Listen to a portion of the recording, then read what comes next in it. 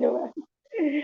धन्यवाद प्रभु जी, आपका बहुत बहुत धन्यवाद जो हमें इतना अच्छा ज्ञान देते हैं, हम भगवान से होते हैं, इसके लिए हम बहुत नहीं बहुत देते धन्यवाद। हैं, हम नहीं देते, हमारे गुरु जी वो द्वारा आ रहा है तो हम दे पा रहे हैं, नहीं तो हमारे में इतना सामर्थ्य नहीं है, हम कुछ नहीं कर सकते हैं। तो भी प्रभु जी हमारे लिए तो आप ही गुरु है ना, हमें जो दिखा रहे, रास्ता दिखा रहे, तो आप आपके गुरु दिखाए, आप हमें गुरु, तो हम हम्म। हमारा आपका धन्यवाद प्रभु जी, बहुत बहुत। नहीं नहीं, गुरु जी का धन्यवाद, कृष्ण का धन्यवाद। चलो, तो मंगलाचरण कोई करना चाहेगा? चलिए मैं करता हूँ, है ना। आज कोशिश करते हैं हम फुल मंगलाचरण करने की, है ना।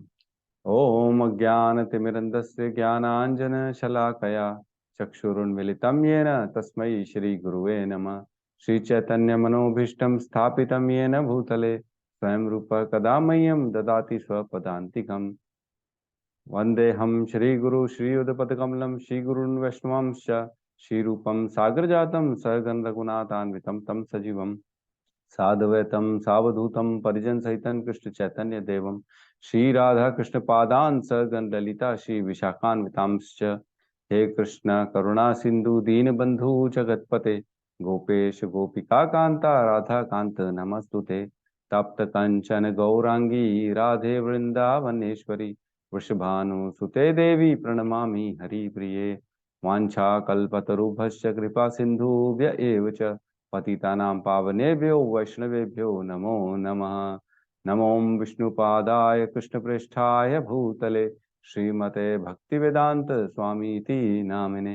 नमस्ते सरस्वते देवे गौरवाणी प्रचारिणे निर्विशेष शून्यवादी पाश्चात्य देश तारिणे। जय श्री कृष्ण चैतन्य प्रभु नित्यानंद श्री अद्वैत गदाधर श्रीवासादि गौर भक्त वृंद। हरे कृष्णा कृष्णा कृष्णा हरे हरे, हरे राम राम राम हरे हरे। हरे कृष्णा। तो सभी भक्तों का स्वागत है मॉर्निंग भगवत गीता की क्लास में। एक्चुअल में मंगलाचरण ऐसा ही होता है, हम तो शॉर्ट में कर लेते हैं क्योंकि समय और काफी शॉर्ट में रहता है। ठीक है। यस, सुबह सुबह गौतम प्रभु जी कुछ कहना चाह रहे हैं। हाँ हरे कृष्ण प्रभु जी, धन्यवाद प्रणाम। प्रभु जी मैं बोल रहा था कि जैसे मंगलाचरण जी में याद नहीं है, वो देख के अगर बोले तो, जैसे आप बोलते हैं तो। कोई प्रॉब्लम नहीं, देख के बोल सकते हो। हाँ हाँ, मतलब आप जिन्हें बोल याद नहीं बोल है वो देख के कर सकते हो। हाँ हाँ, बिल्कुल देख के कर सकते हो, उसमें क्या है। ठीक करना इज इम्पोर्टेंट, है ना। देख के करना बिना देखे करना इज नॉट इम्पोर्टेंट। करना इज इम्पोर्टेंट, और करना मतलब ये है कि एक्चुअल में उसके विषय में जाना है, हमको ये समझना है कि हम क्यों कर रहे हैं। ऐसा नहीं कि बच्चे को याद करा दिया और उसको याद मतलब मालूम नहीं क्या याद करा दिया। बच्चा जैसे रटता रहता है ना, हिस्ट्री सिविक्स में क्या क्या है उसको कुछ मालूम नहीं, पार्लियामेंट क्या होता है, मिनिस्टर क्या होता है, सीएम क्या होता है, कुछ नहीं मालूम होता है, लेकिन उसको रटा दिया जाता है बच्चे को। ऐसा नहीं रटना है, हमको समझना है कि इसमें भाव क्या है। बस यही बात है। आप बोल के पढ़ो चाहे बिना बोले बिना याद किए पढ़ो, कोई प्रॉब्लम नहीं। ठीक है। तो आज हमारे रोहित प्रभु नहीं आए क्या? ठीक है, गांव गए हुए हैं। आज मंदिर में कार्यक्रम हुआ है प्रभु जी, शायद वहां गए हाँ, होंगे। आज व्यास पूजा है। जी वहां और गए होंगे, मंगल आरती में गए होंगे आज। हाँ, तो जो जो दीक्षित हैं उनको तो आना ही है, और जो भक्त हैं वो भी आ सकते हैं बिल्कुल। व्यास पूजा है, सुबह से कार्यक्रम है, 10 बजे से तो लंच तक रहेगा, मेरे ख्याल से 2-3 बज जाएगा वहाँ पे। तो प्रभु जी महाराज जी का ग्लोरिफिकेशन होगा, उनका धन्यवाद होगा, और बाकी भी सारी चीजें होंगी, उनको अर्पण होगा, उनको कुछ कुछ दिया जाता है भक्तों के द्वारा, जो उनके दीक्षित शिष्य हैं उनके द्वारा दिया जाता है। कुछ भेंट कुछ चढ़ावा जो भी है आपकी श्रद्धा के ऊपर है। ठीक है, तो मिलेंगे। मैं तो जाऊंगा आज मंदिर, अगर जो आएगा तो बहुत अच्छा है, आइए, स्वागत है। हरे ठीक कृष्ण है प्रभु। जी प्रभु प्रभु जी। पूजा का मतलब क्या होता है, मतलब क्या होता है मुझे पता नहीं मुझे। व्यास, देखिए एक चीज समझिए, व्यास आसन भी होता है, व्यास पूजा भी होती है। व्यास आसन मतलब जहाँ से बैठ के लेक्चर्स दिए जाते हैं ना, आध्यात्मिक लेक्चर्स जो हमारे गुरु और जो आचार्य देते हैं, वो होती है व्यास आसन। और व्यास पूजा होती है जो हमारा आध्यात्मिक गुरु है, जिसने हमको ज्ञान प्रदान किया, उसकी पूजा व्यास। व्यास का जो है ना वर्ड आया है वेद व्यास के द्वारा, ठीक है ना। वेद व्यास जो थे, जिन्होंने सारे पुराणों की रचना की, जिन्होंने वेदों वेदों को संकलन किया और जिन्होंने उपनिषद लिखे, जिन्होंने महाभारत लिखी, वो हैं वेद व्यास, जो भगवान के शक्ति आवेश अवतार थे। और उनका ही ये चला आ रहा है कि उनके द्वारा मूल हमारे को ये ज्ञान मिला, आध्यात्मिक ज्ञान। तो जो हमको ये ज्ञान प्रदान करने वाला है, उसकी हो गई व्यास पूजा। जो हमको ये ज्ञान लेक्चर दे रहा है, उसका हो गया व्यास आसन, ठीक है। क्योंकि वेद व्यास के ही ज्ञान को इन्होंने हमको बताया है, और हम इनको उन्हीं के स्वरूप में पूजते हैं, और हम इनको उन्हीं के स्वरूप में, उन्हीं का एक प्रतिनिधि मानते हैं। ठीक है प्रभु जी। जी प्रभु जी। प्रभु जी, और ये जो डेट रहता है वो किस हिसाब से तय होता है? जैसे आज मना रहे हैं तो ये डेट क्या महत्व है? उनका बर्थडे होगा आज। अच्छा। जी ठीक है। जी जी प्रभु जी। गुरु जी प्रणाम। मैं प्रणाम पूछ प्रभु। रहा हूँ, आप जैसे अभी बियाज आसन में बैठ के हमको ज्ञान दे रहे हाँ, ऐसा कह सकते हैं। हैं जी। हम्म।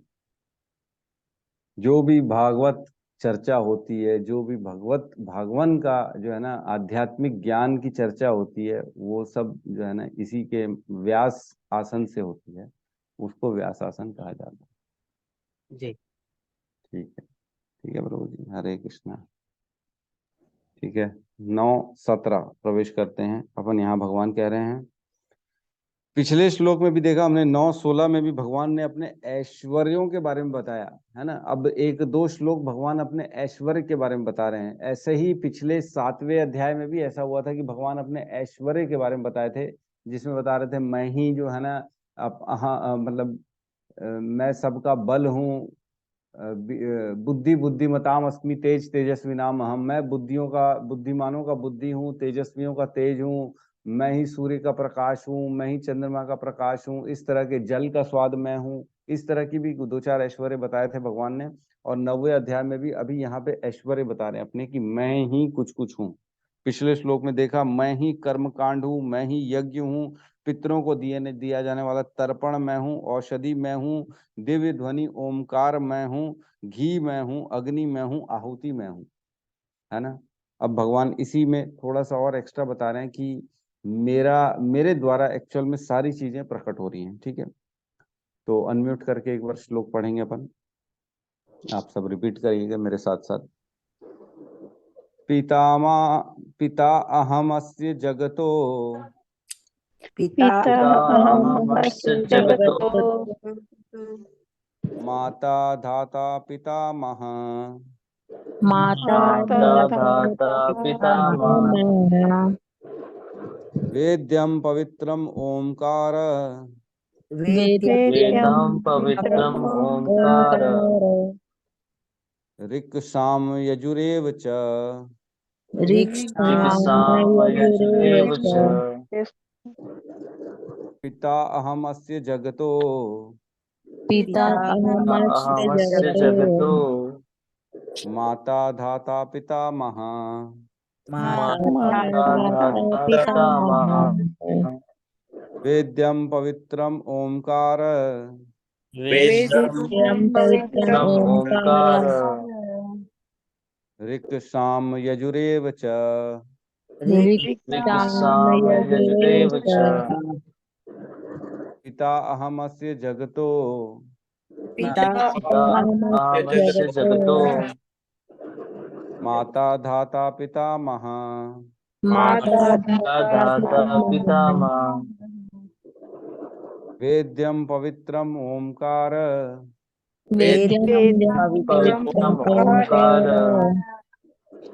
ऋक् साम यजुरेव च ऋक्साम यजुरेव च अनुवाद। मैं इस ब्रह्मांड का पिता, माता, आश्रय तथा पितामह हूँ। मैं ज्ञेय, जानने योग्य, शुद्धिकर्ता तथा ओमकार हूँ। मैं ऋग्वेद, सामवेद तथा यजुर्वेद भी हूँ। ठीक है, तो यहाँ भगवान बता रहे हैं कि मैं किस प्रकार इस ब्रह्मांड का सब कुछ मैं हूँ, है ना। भगवान कह रहे हैं सबसे पहले मैं इस ब्रह्मांड का पिता हूँ। ठीक है, तो पिता है मतलब जो एक बच्चे को शरीर प्रदान नहीं करते पिता, जो अपनी बच्चे की माता के साथ मिलके और एक बच्चे को शरीर प्रदान करते हैं, फिर उसके बाद सारी चीजें उसका देख रेख करते हैं, उसको बड़ा करते हैं, उसको सब चीज प्रदान करते हैं, तो वो होते हैं पिता। तो क्या पिता से बढ़ के हैं भगवान? हमको ये समझना पड़ेगा। शरीर देने वाले तो पिता होते हैं, लेकिन शरीर मतलब आत्मा को कहाँ से कौन गर्भ स्थापित करता है, वो होता है भगवान, है ना। तो एक ना इसमें भज गोविंदम शंकराचार्य जी का एक स्तोत्र आता है, उसमें कहते हैं,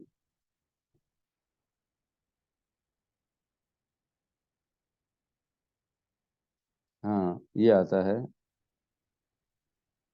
काते कांता कस्ते पुत्रः संसारयम अति विचित्रा कस्य त्वम कह कुता आयात तत्वम चिंतय तदि भ्रात, है ना। काते कांता, कांता मतलब जो आपकी जो हस्बैंड की वाइफ होती है और वाइफ का हस्बैंड होता है, मतलब लाइफ पार्टनर होता है। कौन तुम्हारा लाइफ पार्टनर है ना। और कस्ते पुत्रा मतलब कौन तुम्हारा पुत्र है ना। संसार अयम अति विचित्रा, ये संसार बड़ा विचित्र है। जैसे रिलेशंस तो बन गए हैं, कोई पुत्र बन गया है, कोई पिता बन गया है, कोई माता बन गई है, कोई पति बनना है, कोई पत्नी बन गया है, ये संसार बड़ा विचित्र है। लेकिन यहाँ आगे लिखा है कस्य त्वम कह कुता आयात, मतलब लेकिन तुमको उस आत्मा को वो शरीर वो जीवन कौन प्रदान किया, कभी इसके बारे में सोचा है? पत्नी के बारे में तो सोचते हैं, पति के बारे में तो सोचते हैं, पुत्र के बारे में सोचते हैं, पुत्री के बारे में सोचते हैं, ये पूरे संसार के बारे में सोचते हैं, लेकिन कभी ये सोचा है कि हमको ये घर प्रदान करने वाला, हम आत्मा को ये शरीर प्रदान करने वाला ये कौन है? ये कैसे मिल गया हमको, ये पर्टिकुलर यही घर, यही माता, यही पिता, ये भाई, ये ऐसा कैसे हो सकता है? तो तत्वम चिंत्य तदिह भ्रात, इस बात की चिंता करनी चाहिए, है ना। ये तो संयोग मात्र है कि कोई माता है, कोई पिता है, कोई भाई है, कोई बच्चा है, ये संयोग मात्र है। लेकिन ये संसार हमको किसने दिया, ये जीवन, मनुष्य जीवन किसने दिया, इस बात की हमको चिंता करनी चाहिए, शंकराचार्य जी कहते हैं अपने श्लोकों में, है ना। तो ये बड़ा विचित्र सा चीज है, लेकिन लोग इस पे ध्यान ही नहीं देते। भगवान पूरे संसार के पिता हैं, इस ब्रह्मांड के पिता हैं। एक एक सांस से भगवान की एक एक ब्रह्मांड उत्पन्न हो रहा है ना। हमने पढ़ा है महाविष्णु जो है ना, वो कारण सागर में लेटे हुए हैं, और उनके एक सांस छोड़ने में एक पूरा ब्रह्मांड निकल रहा है। एक नहीं, अनेकों निकल रहे हैं, लेकिन हम जिसमें रह रहे हैं हम उसकी बात करें, एक ब्रह्मांड निकल रहा है हमारा, और वो वापस सांस ले लेंगे तो वो ब्रह्मांड वापस चला जाएगा, खत्म, उतने में खत्म, सब कुछ खत्म। एक बार क्या हुआ, एक ना कोई हमारे इस्कॉन के बहुत सीनियर डिवोटी थे, आचार्य हिज होलीनेस कोई रहे होंगे, मैं उनका नाम ध्यान नहीं आ रहा। तो उनके जो जो फॉलोअर्स थे, उनके जो शिष्य थे, उनके बीचों में कई बार हो जाता है कि आपको एक काम बोले, दूसरे को दूसरा, तीसरे को तीसरा, तो दोनों के बीचों में आपस में फ्रिक्शन हो गया कि नहीं पहले मैं करूंगा, मैं पहले करूंगा, ये गलत है, वो गलत है, गुरुजी आपने जो उसको काम दिया वो हमसे गलत कर रहा है, हमको ये काम करना चाहिए, हमारा डिसीजन चलना चाहिए, जो भी आपस में एक दूसरे के दो गुटों में बहस हो गया। दोनों गए वापस अपने गुरु के पास, बोले गुरुजी, दोनों ने अपनी अपनी बातें रखी कि हमारी बात मानिए, मेरे हिसाब से ये होना चाहिए, हमारे जो प्रचार में या जो भी उनका काम रहा होगा, ये बेनिफिट है, वो बेनिफिट है, इनको छोड़ो, इन ये गलत बोल रहे हैं, इनका गलत तरीका है, अप्रोच गलत है, ऐसा वैसा। तो फिर क्या हुआ, वो आचार्य ने एक एक की बात मान ली, ऑब्वियसली किसी एक की माननी थी, एक की मान ली, दूसरी की मना कर दी। तो जिसकी मना की उसने, उनको लगा शायद मेरे को समझाने में मैंने ठीक से समझाया नहीं गुरुजी को, तो फिर वो वापस गए। तो उन्होंने फिर समझाने की कोशिश की, गुरुजी ऐसा नहीं, मैं जो बताना चाह रहा हूँ उसको समझिए, ये ज्यादा बेटर है, ये अच्छा है। तो वो कहते हैं कि relax, everything will be everything will be resolve when Vishnu will inhale. मतलब जब विष्णु वापस सांस लेंगे सब रिजॉल्व हो जाएगा, सब मैटर खत्म हो जाएगा। तो एक सांस की लेने की देरी है उनको और सब खत्म हो जाएगा। सोचो, सब एवरीथिंग विल बी डिस्ट्रॉयड, पूरा ब्रह्मांड खत्म हो जाएगा महाविष्णु के एक सांस लेने का। तो ये अनेकों अनेक जो है ना ब्रह्मांड उत्पन्न हो रहे हैं सिर्फ भगवान की एक सांस पे, इच्छा शक्ति से सारी चीजें हो रही। फिर कहते हैं भगवान कि मैं माता भी हूं। माता क्यों कहते हैं, ये सोचने वाली बात है। क्या भगवान की जो है आराधनी शक्ति राधा रानी या लक्ष्मी जो है विष्णु की लक्ष्मी, क्या वो माता नहीं है? भगवान माता अपने आप को कह रहे हैं। तो देखिए एक्चुअल में क्या होता है, माता मतलब जन्म देने वाली, जिसने हमारे को जन्म दिया उसको माता कहते हैं। तो एट प्रेजेंट जो है ना, हम इस आत्मा को जिसने इस संसार में लाया, गर्भस्थ किया जिसने, वो है विष्णु, भगवान कृष्ण के अंश। उन्होंने अपनी तेज से, मात्र दृष्टिपात से सारे जीवों को उत्पन्न कर दिया इस ब्रह्मांड में डाल के। सबसे पहला भगवान का जो पुत्र था वो था ब्रह्मा जी, राइट। ब्रह्मा जी की, भगवान विष्णु की जो है ना गर्भोदक्षय विष्णु नीचे जो ब्रह्मांड में लेटे हुए हैं, उनकी नाभि से एक नाल निकली हुई है जिसमें कमल का पुष्प है, जिसमें ब्रह्मा जी आसीन है। तो सबसे पहले पुत्र हुए भगवान के कौन? ब्रह्मा जी, जिसमें भगवान को जरूरत नहीं थी किसी और की। हमको जरूरत पड़ती है किसी महिला की, पत्नी की, जिसके माध्यम से बच्चे को उत्पन्न किया जाता है। लेकिन भगवान को किसी की जरूरत नहीं पड़ती, भगवान सब अकेले करते हैं। वो स्वयं सक्षम है किसी को उत्पन्न करने के लिए। तो जैसे माँ बच्चे को डिलीवरी देती है तो एक ना कॉर्ड कॉर्ड जोड़ा रहता है जिसको नाल बोला जाता है ना, नाड़ू भी बोला जाता है, पता नहीं क्या, 3-4 अलग अलग वर्ड बोलते हैं। जो बच्चे को माँ के, बच्चे की नाभि से जुड़ा रहता है माँ के गर्भ में, और जिससे सारा उसका फूड जो खाना पीना सब जाता है उस बच्चे को। तो वो नाल से जुड़ा रहता है बच्चा अपनी माँ से। तो वैसे ही ब्रह्मा जी जो नाल है ना, वो पूरे नाल से कमल के फूल में ऊपर ब्रह्मा जी जुड़े हुए हैं और भगवान की नाभि से वो नाल जुड़ा हुआ है भगवान के पेट से। तो इस प्रकार भगवान का सबसे पहला जो बच्चा हुआ इस ब्रह्मांड में वो ब्रह्मा जी हुए, और भगवान अकेले उसको उत्पन्न किए, इसलिए भगवान माता है। हर हर जो आत्मा है उसके माता भगवान है, ठीक है। आगे कहते हैं आश्रय पिता अहम अस्य जगतो माता। जगत मतलब पूरे जगत के पिता हूँ, माता मैं हूँ, और धाता, धाता मतलब जो आश्रय प्रदान करते हैं। भगवान के आश्रय के बिना कुछ नहीं हो सकता, है ना। ये हम समझते हैं, अब तो समझ गए हैं जब से गीता पढ़ रहे हैं कि आश्रय भगवान का बहुत जरूरी है। जो होती है भगवान की इच्छा शक्ति से होता है, ठीक है। आगे कहते हैं पितामह। पितामह मतलब दादा परदादा, जो हमारे फोर फादर्स होते हैं उनको बोलते हैं पितामह। जो जैसे पिता के पिता के पिता के पिता के पिता पिता, उनको पितामह कहेंगे। तो इस प्रकार हमारे सारे जीवों के पितामह कौन हो गए? भगवान श्री कृष्ण। मतलब ये सब भगवान बता रहे हैं ना अपने मुख से, स्वयं बता रहे हैं भगवत गीता में कि मैं पिता हूँ, मैं माता हूँ, मैं धाता हूँ, मैं पितामह हूँ, हर चीज का मैं ही हूँ। तो हमको समझना चाहिए कि हर चीज भगवान के द्वारा ही की जा रही है। एक श्लोक आता है 7.10, ठीक है, बोलेंगे 7.10। इसमें कह रहे हैं भगवान बीजम माम सर्वभूतानाम वृद्धि पार्थ सनातन बुद्धिर्बुद्धि मताम अस्मि तेज तेजस्वी नाम। मतलब बीज जो है ना, बीज बीजम माम सर्वभूतानाम, सारे जीवों का जीवन का बीज देने वाला मैं हूं, है ना। एक बीज होता है जिससे पेड़ निकलता है, तो उस बीज के कारण पेड़ उत्पन्न हुआ ना। उस पेड़ का जो है ना जीवन का आश्रय देने वाला सबसे पहला जो कण है वो बीज देने वाला, वो बीज हुआ जिससे वो पेड़ हो गया। तो वैसे ही भगवान बता रहे हैं कि बीजम माम सर्वभूतानाम, सारे जीवों का बीज प्रदान करने वाला मैं हूं, जीवन देने वाला मैं हूं। और क्या कहते हैं 14.04 में,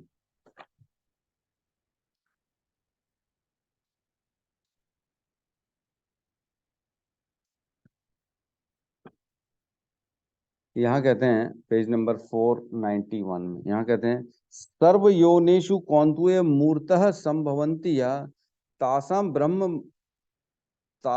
ब्रह्म महत योनि अहम बीज पदः पिता, मैं ही सारी योनियों को बीज देने वाला पिता हूं। हे कुंती पुत्र, तुम यह समझ लो कि समस्त प्रकार की जीव जो योनियां इस भौतिक प्रकृति में जन्म द्वारा संभव हैं, और मैं उनका बीज प्रदाता पिता हूं। हमको जीवन तो मिल रहा है, कुत्ते बिल्ली को जीवन मिल रहा है ना, सांप बिच्छू को जीवन मिल रहा है, चिड़िया को मिल रहा है, मछली को मिल रहा है। उनको जीवन देने वाला कौन है? भगवान कृष्ण। यहाँ कह रहे हैं अहम बीज पदः पिता, सारी योनियां मेरे ही द्वारा संभव हो पा रही हैं, है ना। मैं ही सबका पिता हूं। तो इस प्रकार भगवान पिता माता सब कुछ भगवान ही है यहाँ पे, ठीक है। फिर क्या कह रहे हैं, अरे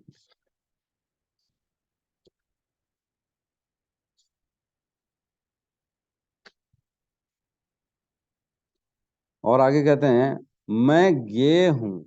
ज्ञेय मतलब जानने योग्य मैं ही हूं, है ना। वेद्यम मतलब जो भी वेद्यों से जो नॉलेज होती है वो भगवान है, भगवान को ही समझना है, वही हमको जानना है ना। एक 15.15 श्लोक आता है जिसमें भगवान बताते हैं कि मैं ही वेद हूं। एक बार खोलेंगे 15.15।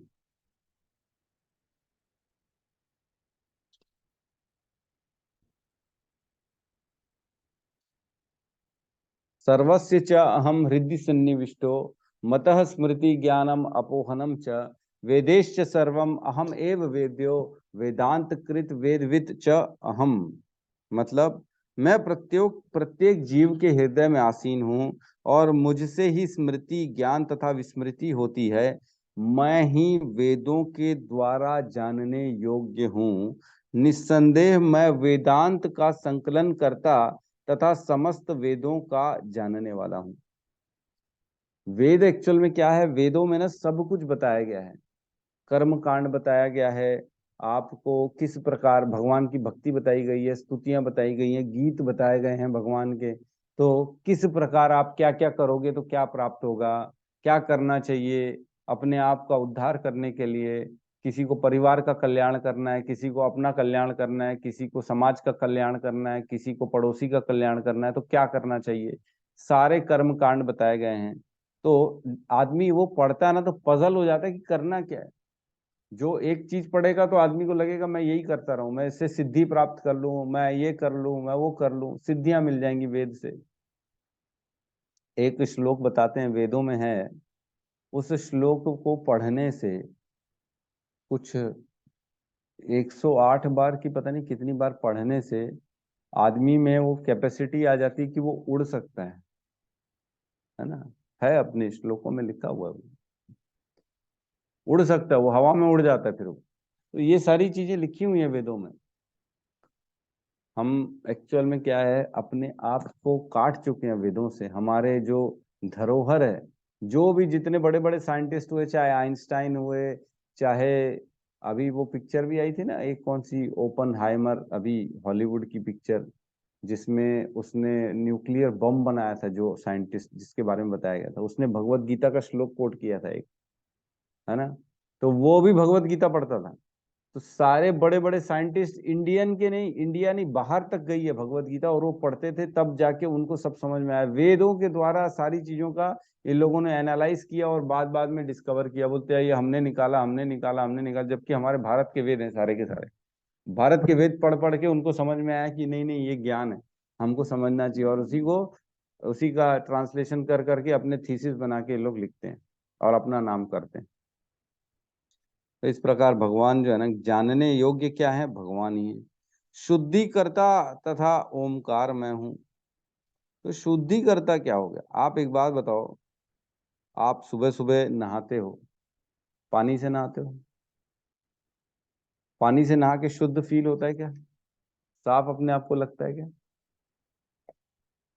है, पानी से नहाते हो तो शुद्धि होती है कि नहीं होती है?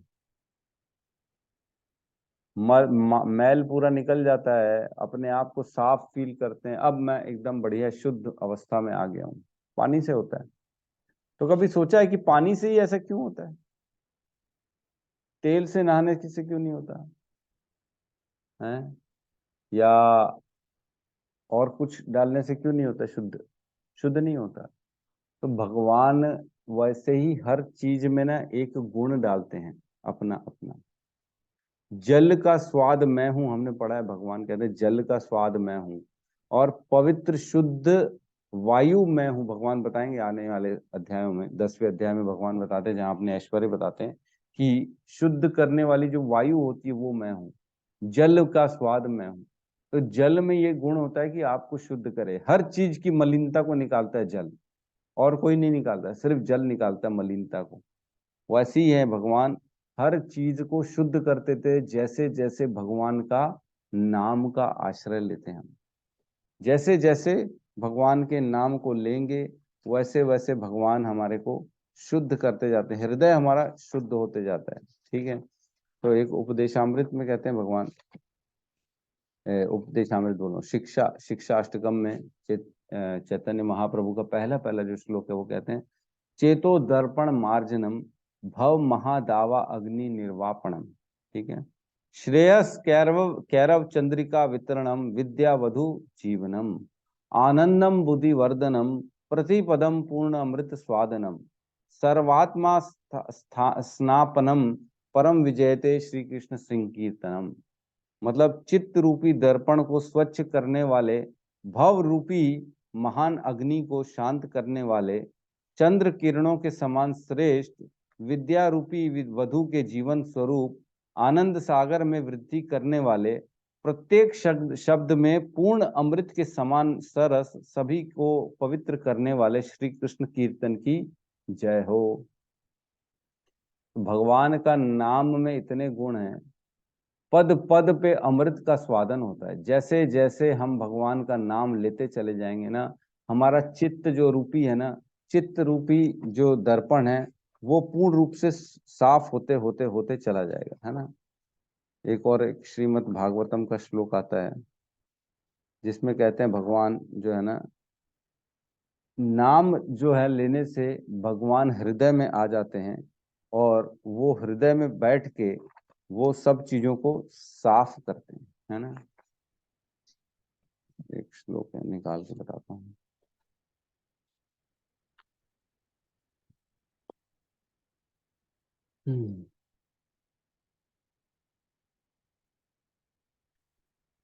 भगवान धोबी हैं, है ना। मैंने अपने नोट्स में लिख के रखा है आप भगवान धोबी हैं, उसके आगे वाला श्लोक लिखा है। सोचो, भगवान धोबी है।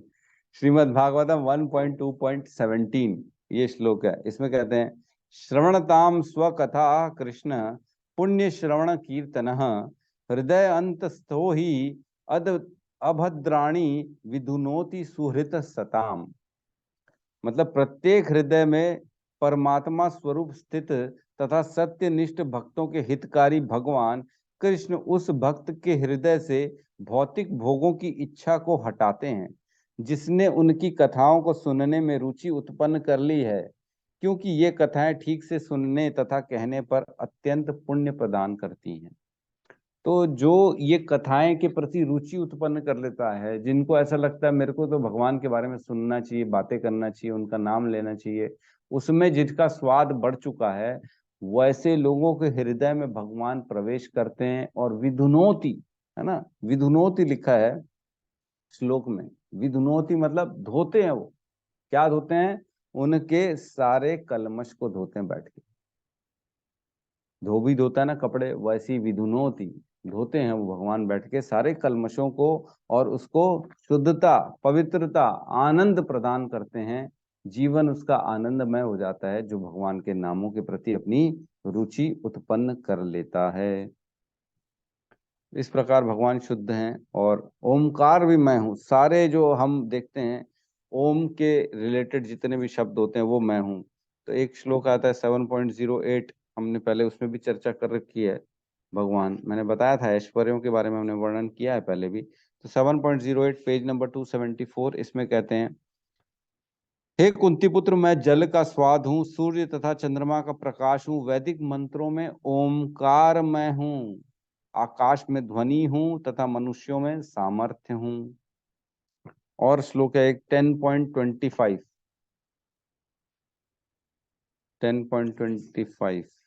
पेज नंबर 388, इसमें कहते हैं, मैं महर्षियों में भृगु हूँ, वाणियों में दिव्य ओमकार हूँ, समस्त यज्ञों में पवित्र नाम का कीर्तन जप तथा समस्त अचलों में हिमालय में हूँ। तो भगवान बता चुके हैं कि मैं ही ओमकार हूँ। जितने श्लोक आ रहे हैं ओम, ओम नमः शिवाय, चाहे ओम ह्रीम क्लीम, चाहे ओम चामुंडा देवी नमः, जो भी बोलना है वो एक्चुअल में ओम मतलब भगवान कृष्ण है।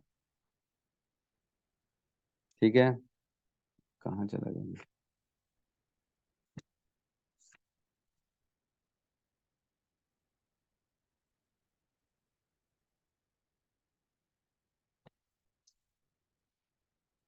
हाँ, ओमकार में हूँ। और बता रहे हैं मैं ऋग्वेद, सामवेद तथा यजुर्वेद भी हूँ। तो ऋग्वेद, सामवेद, ये तो 4 वेद हैं, अथर्ववेद और यजुर्वेद। तो च का मतलब यहाँ पे चौथा वेद बताया गया है। च मतलब वो मैं हूँ। तो इस प्रकार हम जो ओम है ना, ओम का मतलब होता है AUM, मतलब ब्रह्मा विष्णु महेश। भगवान कृष्ण जो है ना, उन्हीं का सतोगुणी अवतार विष्णु है ना। रजोगुणी अवतार जो है ना, वो क्या बोलते हैं, ब्रह्मा जी हैं। और तमोगुणी अवतार हैं शिव जी। ठीक है, इस प्रकार भगवान ही हैं जो चारों जगह ओम के माध्यम से स्थापित हैं। हम एक श्लोक भी बोलते हैं, त्वमेव माता च पिता त्वमेव, त्वमेव बंधुश्च सखा त्वमेव। भगवान ही हैं जो सारी चीजों को करने वाले हैं। ठीक है, हम एक बार तात्पर्य फटाफट प्रवेश कर लेते हैं, फिर नेक्स्ट श्लोक में जंप मारते हैं। सारे चराचर, यह जरूरत ही नहीं है मेरे को लगता है, इसके बाद सब डिस्कशन हो चुका है। आप तात्पर्य खुद पढ़ लीजिएगा। भगवान हर चीज है, बस यही है, इसमें और कुछ नहीं।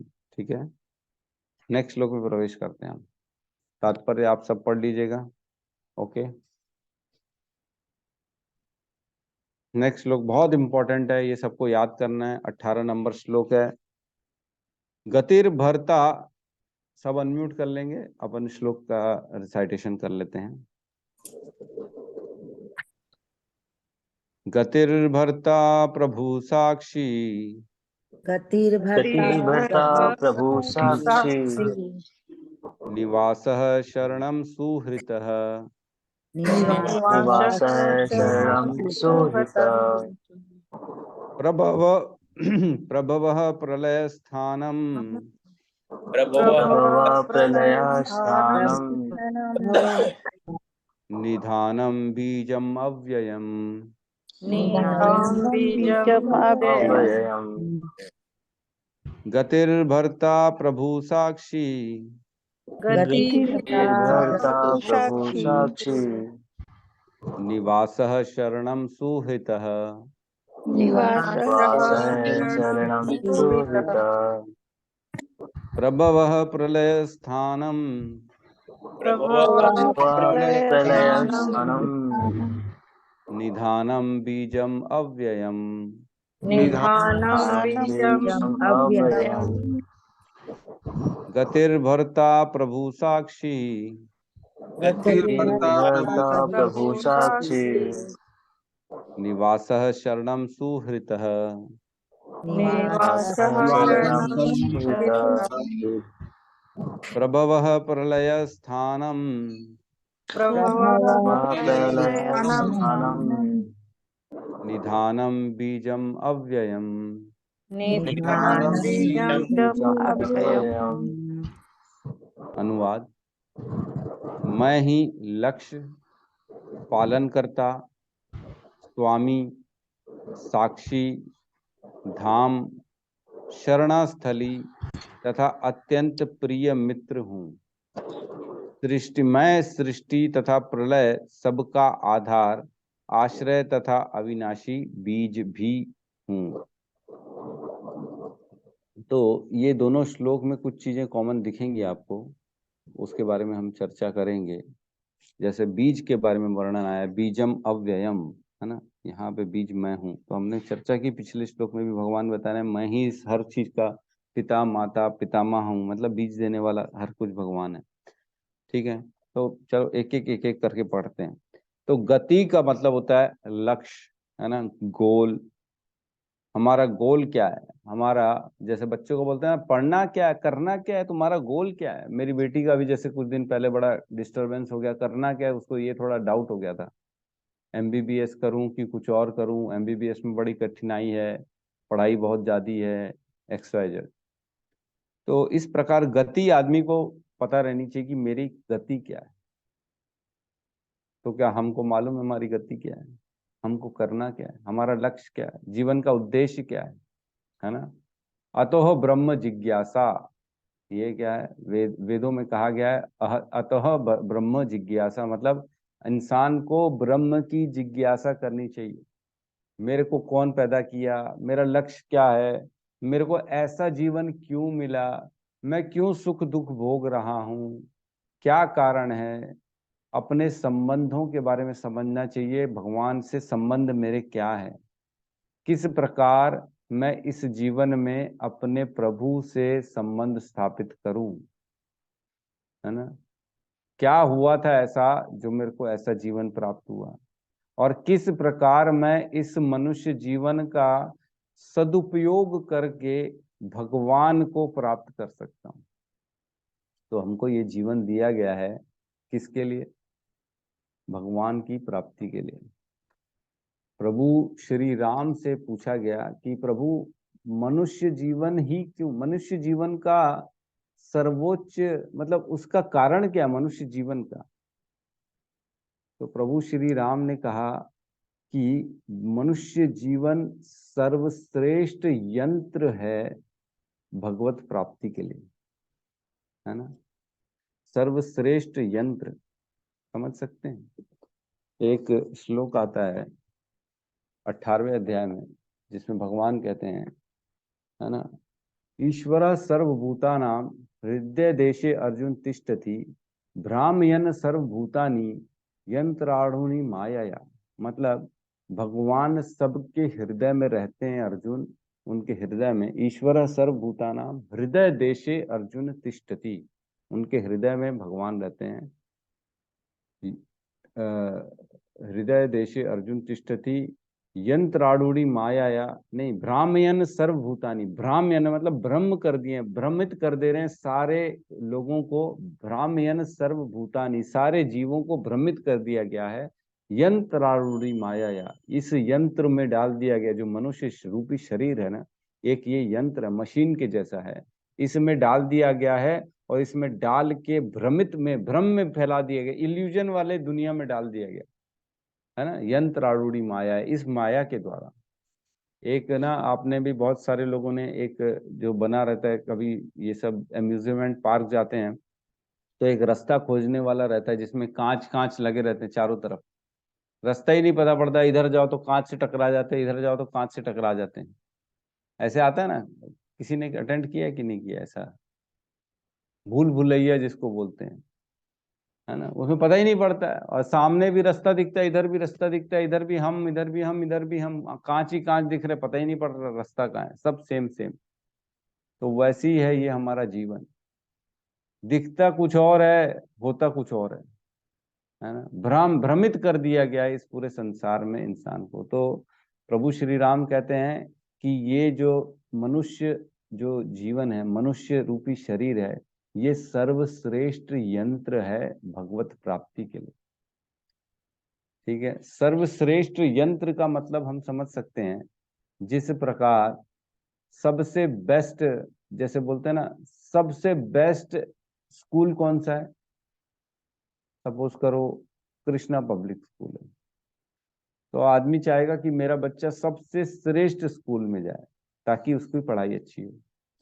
सबसे श्रेष्ठ कॉलेज कौन सा है, जो भी XYZ, NIT है, RIT है, सपोज करो कोई भी एक कॉलेज है, तो बच्चा सोचेगा मैं सर्वश्रेष्ठ कॉलेज में जाके पढ़ाई करूं ताकि मेरा पढ़ाई का जो मेरा उद्देश्य है पूरा हो सके, मैं अच्छे से बहुत अच्छा इंजीनियर बन सकूं।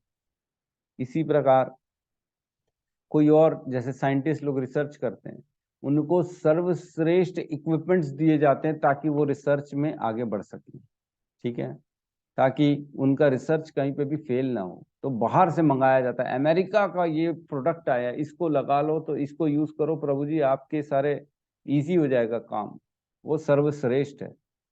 तो इसी प्रकार सारी 84 लाख योनियों में से सर्वश्रेष्ठ योनि है मनुष्य।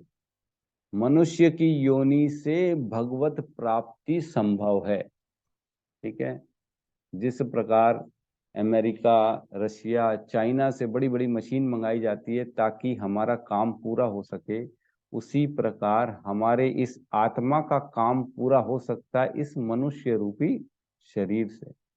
तो सर्वश्रेष्ठ यंत्र है जिससे हम अपनी गति, उद्देश्य को प्राप्त कर सकते हैं। ठीक है, तो हमारा उद्देश्य क्या है, अंते नारायण स्मृति, भगवान का स्मरण अंत काल में, जीवन के अंत में, है ना। हमने पढ़ा 8वें अध्याय के 4थे और 5वें श्लोक में भगवान कहते हैं, अंत काले च मामेव स्मरण मुक्त्वा कलेवरम यह प्रयासी तम समद भावम याति नस्ति अन्न संशय। मतलब इसमें कोई डाउट नहीं है, कोई भी किसी भी प्रकार का संशय नहीं है कि अगर अंत काल में मेरा स्मरण करोगे तो मेरे धाम में आ जाओगे, है ना। अंत काले च मामेव स्मरण मुक्त्वा कलेवरम याति न यह प्रयासी समद्भावम याति नस्ति अन्न संशय। इसमें कोई डाउट नहीं। तो अंत काल में भगवान का स्मरण कैसे आएगा, जब पूरे जीवन स्मरण करेंगे। तो हमारा जीवन स्मरण करना है ना। जब तक जैसे जैसे भगवान के बारे में जानेंगे, हमारा जीवन और उत्तम गति की ओर बढ़ता चला जाएगा। तो हमारी गति जो होनी चाहिए, लक्ष्य क्या होना चाहिए, भगवान की प्राप्ति। ठीक है, उसके बाद कहते हैं गतिर भरता, भरता मतलब बैगन का भरता, नहीं नहीं, बैगन का भरता नहीं है, पालक है, पालक लिखा है, अनुवाद में पालक का भरता लिखा है, पालक का भरता नहीं है, ये पालक है। तो पालक मतलब पालन करता, जैसे पिता अपने बच्चों का पालन करता है, पति अपने पत्नी बच्चों के सब चीजों का ख्याल करते हैं, सब चीजों का पालन करते हैं, वो व्यवस्था करते हैं सारी चीजों की ताकि ये यहाँ से रह सके। ठीक है, तो पालन करता, एक हमने पहले भी पढ़ा है, कहते हैं भगवान के बारे में, चींटी को कण भर देता, हाथी को मन भर देता, है ना, और वो दया निधि सबकी सुध लेता है।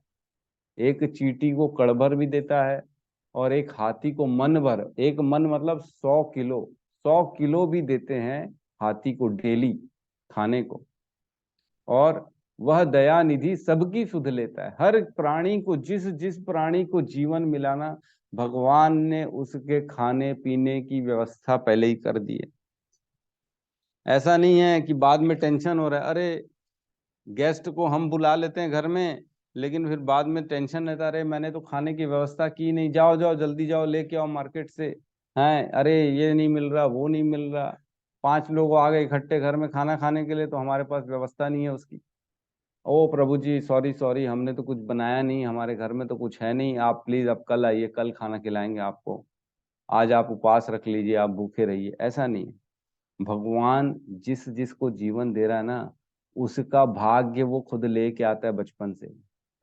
भाग्य लेके आता है मतलब उसका प्रारब्ध फिक्स है, उसको कब क्या मिलेगा, क्या खाएगा, क्या पिएगा, कब सुखी रहेगा, कब दुखी होगा, कब यश मिलेगा, कब अपयश मिलेगा, कब उसकी मृत्यु होगी, सब फिक्स है ना। जातस ही ध्रुवो मृत्यु ध्रुवम जन्म मृतस्य च तस्माद अपरिहार्य अर्थे न तुम शोचित तुम अर्हसि।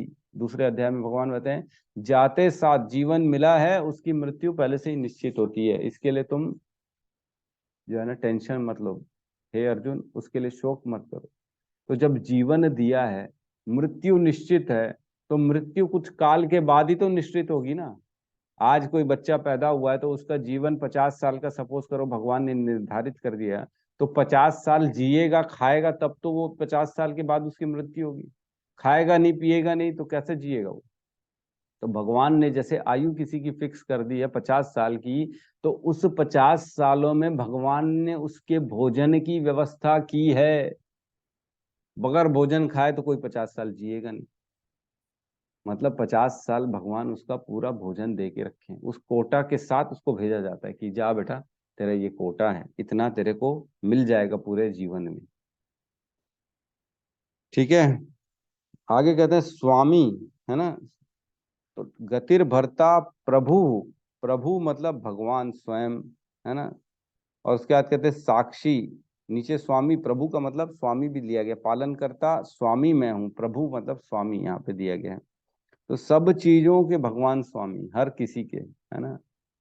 बोलते हैं ना भगवान कृष्ण जो है ना, ईश्वर परम कृष्णा सच्चिदानंद विग्रह अनादिरादिर गोविंद सर्व कारण कारणम, हर कारण के कारण है। और ईश्वर परम कृष्ण, सब चीजों के परम जो है ना वो कृष्ण है, वो सबके स्वामी है। और क्या है, मेन है ये साक्षी। तो साक्षी का मतलब होता है विटनेस, राइट। कोर्ट में बुलाया जाता है ना विटनेस के लिए। तो एक काम करते हैं, 6:50 हो गया, बाकी का डिस्कशन कल करते हैं, ठीक है। आज की क्लास को हम यहीं पे विराम देते हैं, क्योंकि लंबा है, कल भी पूरा दिन लग जाएगा मेरे को लगता है। कल का पूरा दिन नहीं, कल का पूरी क्लास, ठीक है। किसी का कोई डाउट है, प्रश्न है तो ले सकते हैं।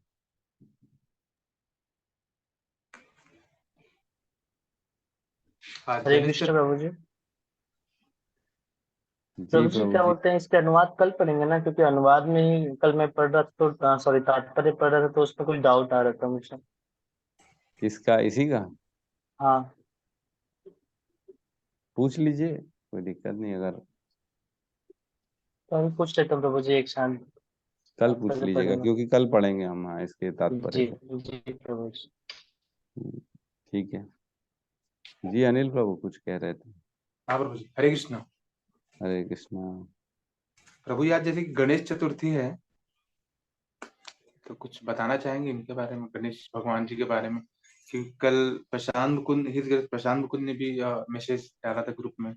तो मैंने लेक्चर तो पूरा नहीं सुना, आधा सुना, जैसा मेरे को समय मिला, काम करते करते, मतलब फील्ड में गया था ना, तो मैं सुना। तो गणेश जी के बारे में बता रहे थे, तो कुछ बताइए आप भी। मैं बोला तो देखिए, मैंने भी सच बताऊं तो पूरा नहीं सुना, मैंने भी आधा ही सुना है, हाँ, जिसमें बता रहे हैं कि 2-3 श्लोकों का रेफरेंस भी दिया गया है हमारे में। भक्ति रसामृत सिंधु का वर्णन है उसमें, उसमें बता रहे हैं कि कोई भी काम करने से पहले गणेश जी का पूजा करनी जरूरी है, ठीक है। हम्म, तो अब चर्चा चलती है कि जब शास्त्रों में लिखा है गणेश जी की पूजा करनी चाहिए, तो हम तो करते नहीं गणेश जी की पूजा, इस्कॉन में तो नहीं रखते डेटी गणेश जी का।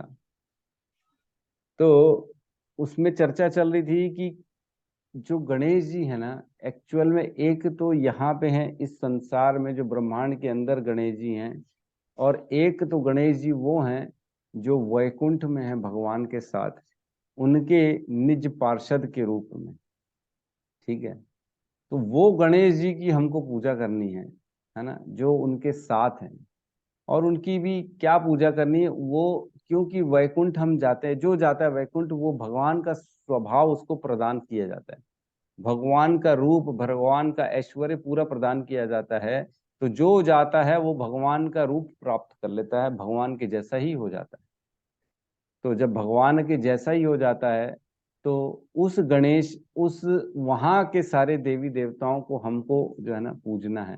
और जो हम शाम की आरती करते हैं, संध्या आरती, उस उसमें हम सभी का आवाहन करते हैं। आरती देते समय ना पहले हम सभी को बुलाते हैं उसमें, जब पढ़ेंगे आप आरती ठीक से, तो उसमें सबको, शिव जी को, गणेश जी को, और सारे बाकी जो है ना जो जो भी देवता गण होते हैं, जो भगवान के निज पार्षद के रूप में वहां विद्यमान है, उनकी पूजा करते हैं हम, उनको बुलाया जाता है ताकि हमारे कार्य सफल हो। तो ठीक है, एलिवेट होना है कर्म कांड के रूप से आप कर सकते हो, कोई प्रॉब्लम नहीं है। और अगर सिर्फ कृष्ण जी के करते हो तो वो ज्यादा बेहतर है। गणेश जी और शिव जी और ये माताएं जो दुर्गा मैया हैं, ये सब अलग अलग, जितना जितना हम पैटर्न को जितना जितना फॉलो करेंगे उतना हम कंफ्यूज होते जाएंगे। हमको सिर्फ कृष्ण की पूजा करनी है और किसी की नहीं करनी है। तो आप बेहतर है ना करें, करें तो आपकी इच्छा, कोई प्रॉब्लम नहीं, कर भी सकते हैं, मना ही नहीं है। लेकिन ये है कि हम सिर्फ बताएंगे, फॉलो करना ना करना आपके ऊपर है। आपको करना है तो करिए, नहीं करना है तो नहीं करिए। क्योंकि इवन मेरे घर में भी गणेश जी आज लेके आएंगे। अब जो मेरी मम्मी हैं और हमारे घर वाले हैं वो सब फॉलो करते आ रहे इतने जीवन से, तो किसी और का देखो, हमने आगे पढ़ा था, याद होगा कि नहीं आपको, जी। तीसरे अध्याय में शायद पढ़ा था हमने, जिसमें भगवान बताते हैं कि जो कार्य कर रहा है ना उसको प्रोत्साहन देते हुए प्रचार करना चाहिए। राइट, याद है कि नहीं आपको? श्लोक का एक मीनिंग बता। एक श्लोक में आया था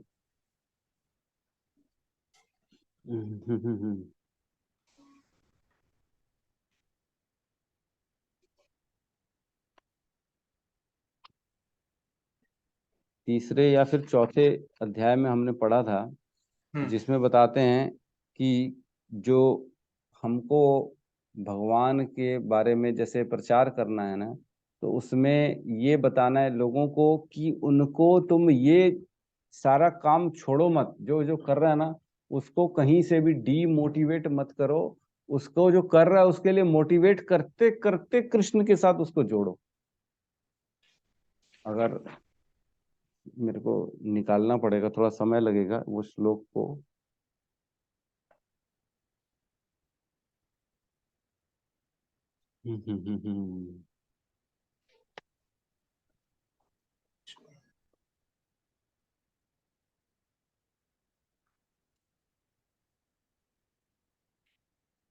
ठीक है, मैं भेजता हूँ थोड़ी देर में आप लोगों को। उसको अपन पढ़े थे, उसमें लिखा था कि आप दूसरों को जो है ना प्रोत्साहन करो भक्ति के लिए, और उनको कभी भी डीमोटिवेट मत करो। उनको करते करते समझाओ कि किस प्रकार आप ये करते करते कृष्ण की भक्ति करनी चाहिए। तो उनको डीमोटिवेट मत करो, जो कर रहा है उसको करने दो। जिसकी श्रद्धा जहां भगवान ने स्थित कर दी है उस श्रद्धा को हमको नहीं तोड़ना है, उस श्रद्धा को उसको रहने दो। लेकिन उसके साथ साथ थोड़ा थोड़ा उसको कृष्ण का ज्ञान देते चलना है हमारे को, ताकि एक समय आएगा उसको खुद ब खुद भगवान का ये अनुभव होना चालू हो जाएगा कि भगवान ईश्वर परम कृष्ण है। तो ठीक है, जो फॉलो कर रहा है उसको करने दीजिए।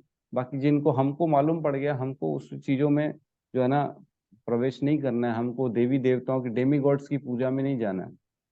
भगवान बताते हैं, यान्ति देवव्रता देवान पित्रान यान्ति पितृव्रता भूतानि यान्ति भूतेज्यम यान्ति मत याजिनोपि माम। जो जिसकी पूजा करता है वो उस लोक को, उस भगवान को, उसके साथ को प्राप्त होता है ना। जो देवताओं की पूजा करता है वो देवताओं के लोकों में जाता है ना। पितरों की पूजा करता है वो पितरों के लोकों में जाता है। भूतों की पूजा करता है वो भूतों के लोकों में जाता है। और जो मेरी पूजा करता है वो मेरे धाम को प्राप्त होता है। तो हमको भगवान को हृदय में लेके करना है, और जो सामने आएगा उसको नमस्कार जरूर करना है, उसका कभी भी डिसरिस्पेक्ट नहीं करनी है हमको। ठीक है, तो इस प्रकार आप अपने वातावरण में कहीं से भी नेगेटिव मत फैलाइए कि ये गलत है, इसकी पूजा नहीं करनी है, उसकी पूजा नहीं करनी है। ऐसा नहीं फैलाना है हमको। हमको उनको प्रोत्साहन देना है, हाँ हाँ करिए, अच्छा है। लेकिन ये मान के चलिए कि ये भी एक तरह से भगवान गणेश को भी जो है ना सारी शक्तियां कहाँ से मिलती हैं, नरसिंह भगवान से प्राप्त करते हैं वो। हर चीज का उनको ज्ञान, उनकी शक्ति कहाँ से आती है? नरसिंह भगवान से प्राप्त करते हैं कृष्ण गणेश जी। अगर ये थोड़ा थोड़ा थोड़ा थोड़ा हम किसी को बताएंगे तब उनके दिमाग में आएगा, अच्छा ऐसा है क्या। ठीक है, यस। 2 हैंड रेस हैं, गौतम प्रभु, राहुल प्रभु। बोलिए गौतम प्रभु। हरे कृष्ण प्रभु जी। हरे कृष्णा। हरे कृष्ण प्रभु जी। मैं भी कल हिज ग्रेस प्रशांत मुकुंद प्रभु जी का सुन रहा था।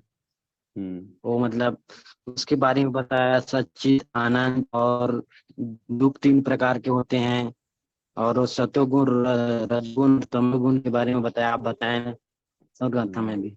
और एक पूछना था प्रभु जी, स्थूल शरीर और सूक्ष्म शरीर और कारण शरीर के बारे में बताओ। अच्छा, स्थूल शरीर, सूक्ष्म शरीर और कारण शरीर, ठीक है, कल अपन चर्चा करेंगे। आज तो अब 7 बज गया है, कल चर्चा कर लेंगे। जी प्रभु जी। ठीक है। और राहुल प्रभु आपका क्वेश्चन। प्रभु जी बस गणेश जी के बारे में जैसे उनको कहा जाता प्रथम पूजनीय, तो उसके बारे में कुछ वर्णन है क्या प्रभु जी, कि क्यों कहा जाता है उनको प्रथम पूजनीय? बस ये जानना था। उनको आशीर्वाद मिला है ना एक्चुअल में।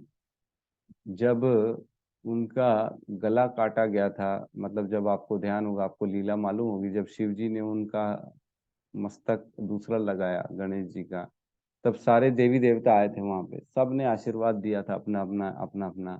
तो उनको आशीर्वाद मिला वहां पे कि आपको प्रथम पूजनीय रखा जाएगा, आप रहोगे तो सारे विघ्नों का हरता, विघ्न हरता कहलाओगे, आप सारे विघ्न को हर लोगे। तो इस प्रकार से उनको आशीर्वाद मिला, इसलिए उनको सबसे पहले रखा जाता है, और विघ्न को दूर करने वाले। जो उनका मस्तक अलग हुआ ना, तो आपको बता दूं, जो मस्तक अलग हुआ, जो पहले पूरे जो गणेश जी थे जिनका सर काटा गया, उसके बाद में हाथी का सर लगाया गया, तो जो पुराना सर था वो बोलता है कि मेरी क्या गलती इसमें, मेरे को क्या, मेरी क्या सजा थी जो मेरे को काट के अलग कर दिया गया। तो उनको आशीर्वाद दिया गया कि तुम्हारी कोई गलती नहीं है, तुम होगे विघ्न कर्ता, और जो गणेश जी हैं वो होगा विघ्न हरता। तो जहां भगवान के लिए जो गलत फैलाया जाता है, जहां पे भी भगवान को नहीं माना जाता है, जहां पे भी जो अशुद्ध और आसुरी और इस तरह के अधम के कार्य किए जाते हैं, वहां पे वो विघ्न कर्ता पहुंचते हैं और वहां विघ्न डालते हैं। और जहाँ भगवान की पूजा होती है, सत्कर्म होता है, भगवान के बारे में चर्चाएं होती हैं, गीता भागवत के श्लोक पढ़े जाते हैं, वहां पे पहुंचते हैं विघ्न हरता, और वो वहां के विघ्नों को दूर करते हैं। तो प्रथम उनको पहले पूछना चाहिए, ऐसा मान्यता है। ठीक है जी जी प्रभु जी, धन्यवाद। धन्यवाद। ठीक है, तो क्लास को क्लोज करते हैं हम यहाँ पे। कल चर्चाएं करेंगे इस श्लोक के बारे में, इसका तात्पर्य पढ़िए लीजिएगा, इसके पहले वाले का तात्पर्य पढ़ लीजिएगा और इस श्लोक को याद कर लीजिएगा। ठीक है, ताकि हम फटाफट फटाफट आगे बढ़ सकें। ओके। और आज अगर हो सके तो मंदिर आइए, मंदिर में मुलाकात करते हैं। ठीक है, सब मिलके हरे कृष्ण महामंत्र का जाप कर लेते हैं। हरे कृष्णा हरे हरे कृष्णा कृष्णा कृष्णा कृष्णा कृष्णा हरे कृष्णा हरे हरे हरे, हरे राम राम राम हरे हरे। सभी राम भक्त राम वृंद हरे की जय। जगत गुरु शील प्रभुपाद की जय। जय निताई गौर जय गौर प्रेमानंदे। प्रेमानंदे। हरि हरि बोल। हरि हरि बोल। हरि हरि हरि बोल।